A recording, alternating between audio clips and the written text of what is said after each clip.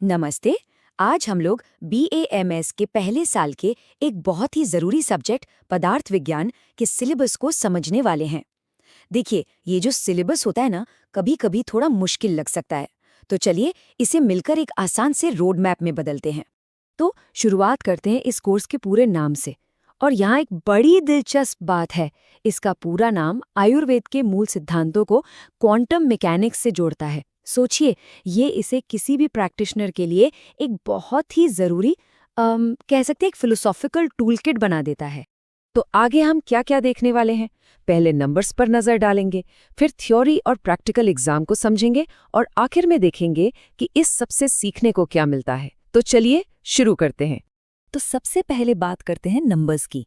एक नज़र डालते हैं कि पूरे साल का जो असेसमेंट स्ट्रक्चर है वो असल में दिखता कैसा है। हाँ, तो ये जो पूरा पदार्थ विज्ञान का कोर्स है, ये टोटल 400 मार्क्स का है। अब इसमें जो सबसे मज़ेदार बात है ना, वो है इसका बंटवारा। यहाँ थ्योरी और प्रैक्टिकल के बीच एकदम 50-50 का स्प्लिट है। मतलब 200 मार्क्स थ्योरी के और 200 मार्क्स प्रैक्टिकल के।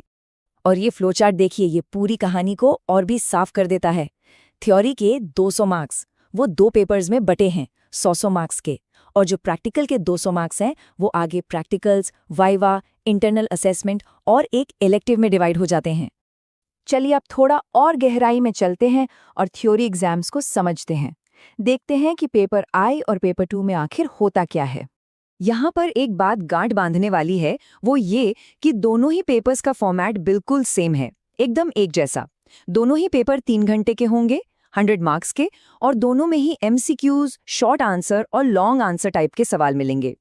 तो पेपर I जो है वो आयुर्वेद के कोर फिलॉसफिकल कॉन्सेप्ट्स पर फोकस करता है, जैसे कि द्रव्य मतलब सब्सटेंस, गुण यानी उसकी क्वालिटीज, और कर्म यानी एक्शन। इन सब के बारे में इसमें पढ़ा जाता है। और फिर आता है पेपर 2। ये शिफ्ट होता है ज्ञान मीमांसा की तरफ, मतलब नॉलेज की स्टडी पर। इसमें एग्जामिनेशन के तरीके, लॉजिक, ये सब आते हैं। और ये चीज़ें डायग्नोसिस और रिसर्च के लिए मतलब बहुत ही ज़्यादा ज़रूरी हैं। तो ये तो हुई थ्योरी की बात। अब थ्योरी से हटकर ज़रा प्रैक्टिकल की दुनिया में चलते हैं। देखते हैं कि ये जो सारी बातें पढ़ी वो असल में अप्लाई कैसे होती हैं। तो यहाँ एक बड़ा सवाल उठता है ना, कि भाई क्लासरूम के बाहर क्या होता है? ये सारा किताबी ज्ञान प्रैक्टिकल स्किल्स में बदलता कैसे है?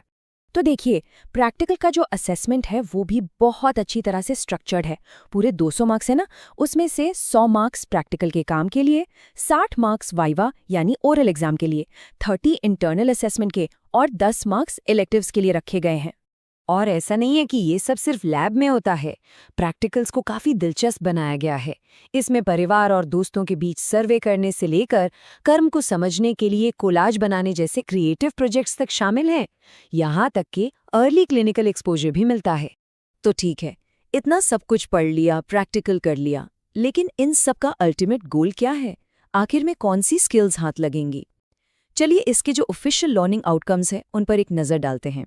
तो देखिए, इस कोर्स के अंत तक एक स्टूडेंट आयुर्वेद के स्कोप को समझ चुका होगा, उसके फिलोसॉफिकल सिद्धांतों को समझा पाएगा, पदार्थ का विश्लेषण कर पाएगा, प्रमाण शास्त्र और कॉज एंड इफेक्ट यानी कार्य कारण के कॉन्सेप्ट को भी अप्लाई कर पाएगा।